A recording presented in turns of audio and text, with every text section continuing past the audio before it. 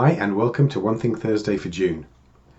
When I was a kid, my parents often criticised me for being what they called a 5-minute wonder merchant.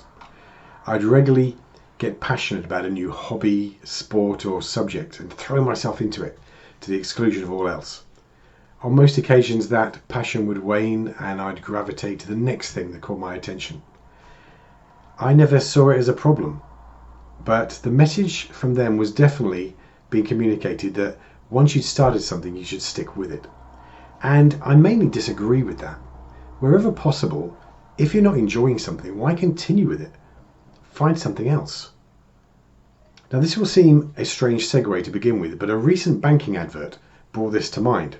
Now, the one thing guaranteed to make me shout at the telly are those adverts by banks that pretend they care. Do they think really that they're fooling anybody?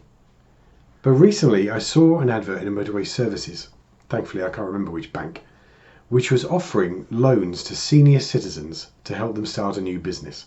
Let's just ignore for the moment that they're capitalising on the fact that many pensioners are struggling to make ends meet because of the cost of living crisis. So of course the wise thing to do is get in debt and work your socks off launching a new business during a recession.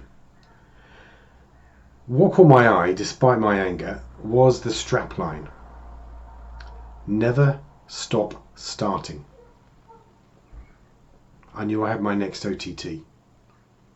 I think this is great advice for any life state. Don't stop starting new things. Don't stop starting to explore something new. Our brains like to turn the world to concrete as we get older, and us along with it.